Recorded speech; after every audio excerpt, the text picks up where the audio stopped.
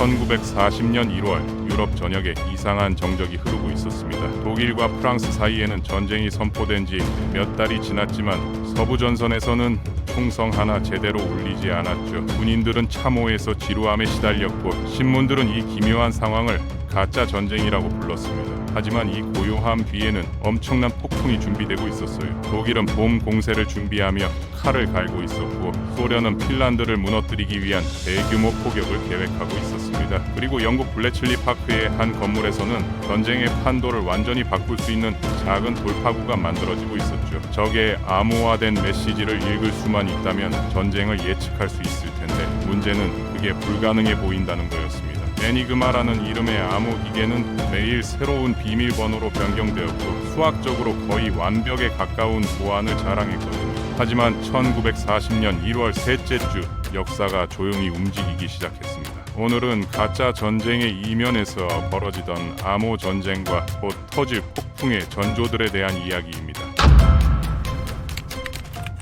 1939년 9월 전쟁이 시작된 이후 서부 전선의 상황은 제1차 세계대전과는 완전히 달랐습니다. 독일군과 프랑스군은 서로를 바라보며 참호에 앉아 있었을 뿐이에요. 프랑스 병사들은 독일군이 눈앞에서 돌아다니는데도 총을 쏘지 않았죠. 독일 선전 방송은 계속해서 영국이 프랑스에게 모든 부담을 떠넘기고 있다고 속삭였습니다. 한 프랑스 군인의 일기에는 이런 내용이 적혀 있었어요. 집 위에 누워 하품만 하고 점점 씻지도 않고 면도도 게을리하고 바닥 청소도 식탁 정리도 하지 않게 되었다고요. 지루함과 함께 더러움이 기지를 장악했다는 거죠. 이건 단순한 나태함이 아니었습니다. 목적 없는 대기가 군대의 사기를 갉아먹고 있었던 거예요. 프랑스 고위 사령부도 이 문제를 인식하고 있었습니다. 조세핀 베이커나 모리스 슈발리에 같은 스타들을 보내 군대를 위문했지만 그게 전부였죠. 실제로 필요한 건 훈련과 준비였는데 그런 건 거의 이루어지지 않았습니다. 프랑스군은 유럽에서 가장 강력한 군대로 여겨졌지만 이미 균열이 시작되고 있었어요. 1935년 소련의 미하일 투아체프스키 원수는 프랑스군이 독일의 공격을 견뎌내지 못할 거라고 예측했었죠. 그는 프랑스군이 반응이 너무 느리고 무선 통신 능력도 부족하다고 봤습니다. 실제로 독일은 이미 1938년에 프랑스의 무선 통신 코드를 해독한 상태였거든요. 1월 26일 샤를 드 골은 고위 사령부에 심각한 메모를 제출했습니다. 우리는 500만 병력으로 전쟁을 시작했지만 장비와 갑옷을 장착한 차량은 너무 약하고 수도 턱없이 부족하다는 내용이었죠. 그는 적대 행위가 확대될 경우 지루함에 시달리며 아무것도 하지 않는 군인들이 제대로 싸울 수 없을 거라고 경고했습니다. 독일도 사정은 비슷했습니다. 대중의 믿음과는 달리 히틀러는 1930년대 독일 경제를 살리지 못했어요. 평균 GDP 성장률은 다른 서구 국가들보다 낮았고 막대한 군사비는 심각한 예산 적자로 이어졌죠. 외국과의 무역은 제한되었고 국제 제재는 경제 성장을 더욱 억눌렀습니다. 나치가 진정으로 살아남을 수 있는 유일한 방법은 정복을 통한 확장뿐이었어요. 생활공간이라는 이념은 자기 실현적 예언이 되어버렸죠. 전쟁을 위해 모든 걸 쏟아본 독일은 이미 파산 직전이었습니다. 민간 인프라에 투자할 돈은 거의 없었고 철도 시스템은 불안정했으며 석탄 운송도 제대로 되지 않아 기차가 제 시간에 운행되지 않았어요. 군사력 강화로 인해 지난 6개월 동안 240만 명 이상이 실업자가 되었습니다. 강철 부족으로 생산량도 감소했죠. 독일 장군들은 군대의 차량이 부족하다고 믿었고 레더 제독은 해군이 대규모 전투를 치를 준비가 되어 있지 않다고 생각했습니다. 맥스 헤이스틴스는 이렇게 평가했어요. 독일의 군사력은 종이만큼 강력해 보였지만 1939년 겨울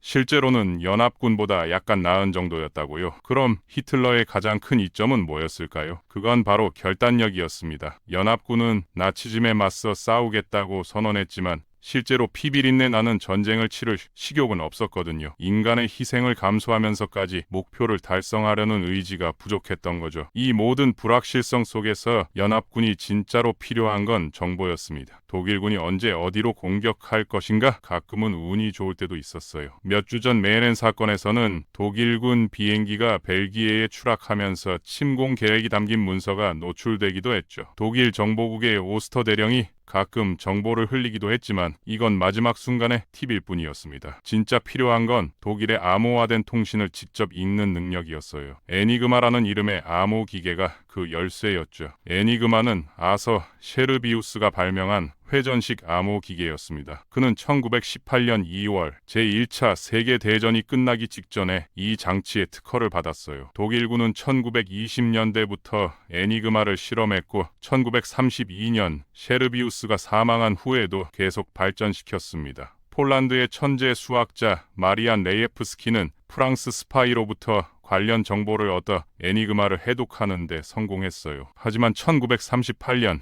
독일군이 로터를 더 추가하면서 복잡도가 급격히 증가했고 폴란드는 더 이상 해독할 자원이 없었죠. 1939년 여름 독일과의 정치 상황이 악화되자 폴란드는 자신들이 가진 에니그마 지식을 연합군과 공유했습니다. 그 이후 에니그마 해독은 영국과 프랑스의 공동 프로젝트가 되었어요. 그리고 드디어 1940년 1월 20일 영국 블래칠리 파크에서 첫 번째 돌파구가 나왔습니다. 딜리녹스의 팀에는 존 제프리스와 앨런 튜링이 포함되어 있었죠. 그들은 독일 행정부가 사용하는 그린 코드를 해독하는 데 성공했습니다. 이 키는 1939년 10월 28일에 사용된 것이었어요. 독일군은 매일 비밀번호를 변경했기 때문에 이 낡은 키는 실질적으로는 쓸모가 없었습니다. 하지만 이건 획기적인 순간이었어요. 방법론을 증명한 거죠. 연합군이 올바른 방향으로 가고 있다는 걸 보여준 겁니다. 앨런 튜링은 폴란드의 봄바 기계를 기반으로 봄베라는 전기기계 장치를 설계했습니다. 이상적으로는 이 기계가 로터의 순서와 시작 위치를 결정하고 특정 문자의 짝을 찾아낼 수 있을 거였어요. 3월에도 암호 해독 작업은 계속될 예정이었죠. 어쩌면 언젠가는 독일의 계획을 미리 알 수 있을지도 몰랐습니다. 서부에서 암호 전쟁이 조용히 진행되는 동안 동부에서는 실제 전쟁이 격화되고 있었습니다. 소련은 핀란드를 상대로 한 주요 공세를 준비하고 있었어요. 지난주부터 말했듯이 포병이 핵심이었죠. 소련군의 계획은 엄청난 규모였습니다. 앞으로의 모든 1마일마다 80개의 포병대가 배치될 예정이었어요. 비프리 관문과 수마여 기강 사이의 16km 구간에는 108문의 대형포가 배치되었죠. 이건 단순한 화력 지원이 아니었습니다. 핀란드의 콘크리트 벙커를 직접 조준해서 부수겠다는 전술이었거든요. 포피우스 벙커 같은 강력한 방어 요새는 지난달 여러 번 주인이 바뀌었지만 계속 버텨냈습니다. 그래서 소련은 이번에는 확실하게 하기로 했어요. 몇 차례 방해 작전을 거친 후 6인치 대포를 벙커에서 불과 500m 떨어진 곳에 배치하는 데 성공했죠. 완전히 위장한 상태로요. 이런 식으로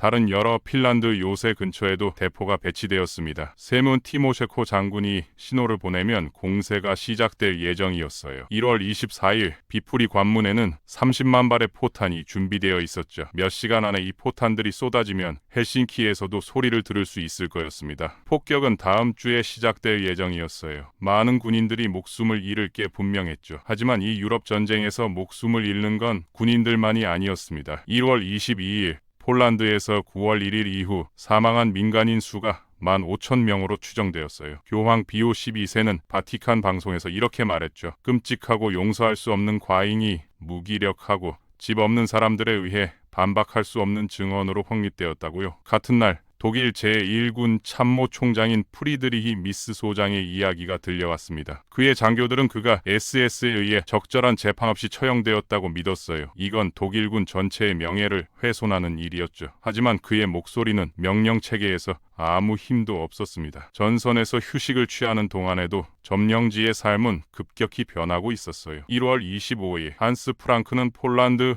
경제 전반을 재설계하라는 명령을 내렸습니다. 독일에 추가된 폴란드 정부 지역을 군사적 역량으로 전환하겠다는 거였죠. 폴란드는 원자재와 화학물질 그리고 인력을 제공해야 했습니다. 준비하고 배송이라는 개념 아래 100만 명이 넘는 남성과 여성 노동자들이 제국의 농업과 산업 분야로 보내질 예정이었어요. 제국의 산업 노동력을 보호하고 공급 부족을 해결하기 위해서였죠. 기본적으로 이건 노예 노동 시스템이었습니다. 이미 체코인과 유대인에게 적용되던 방식이 이제 폴란드인에게도 확대된 거예요. 독일이 앞서 겪고 있던 경제적 문제들을 해결하기 위한 방법이었죠. 유대인 문제에 대해서는 1월 24일 라인하르트 하이드리히가 헤르만 괴링에 의해 임명되어 유대인 문제의 해결책을 찾기 시작했습니다. 이 일주일 동안 서부 양 군대의 다양한 문제와 함께 암호 해독이라는 희망의 빛도 보였고 핀란드 방어선을 분쇄하려는 계획도 진행되고 있었던 거죠. 그리고 1월 20일 캐서린 작전 계획이 보류되었습니다. 이게 뭐였냐고요? 그건 다음 이야기에서 알게 될 거예요. 1940년 2월 26일 이집트에서는 한 가족에게 특별한 일이 일어났습니다. 바질 레이는 스코틀랜드계 영국인으로 이집트 교육부에서 일하고 있었어요. 그는 앞으로 전쟁 중과 전쟁 후에 영국 공군에서 복무하게 될 거였죠. 전쟁이 끝난 후에는 국제 테니스 연맹의 사무국장이 되어 1971년 인종차별 정책을 이유로 로디지아와 남아프리카를 데이비스 컵에서 금지시키는 사람이 될 겁니다. 하지만 지금 그와 아내 베아트리스는 이집트에 있었고 아들 크리스토퍼와 함께 새로운 가족 구성원을 맞이했어요. 딸이 태어난 거죠. 그녀의 이름은 조이였습니다. 이 영상을 만든 사람의 어머니예요. 개인적으로 이런 이야기를 듣고 보니 역사라는 게 정말 그렇게 오래전 일이 아니라는 생각이 들기도 하네요. 1940년이라고 하면 까마득한 과거처럼 느껴지지만 누군가에게는 어머니의 생일이고 가족의 시작이었던 거잖아요. 전쟁과 암호, 폭격과 계획들로 가득한 세상 속에서도 새로운 생명은 태어나고 하고 삶은 계속되었던 거죠. 오늘은 1940년 1월 마지막 주 가짜 전쟁의 이면에서 벌어지던 보이지 않는 전쟁들에 대한 이야기였습니다.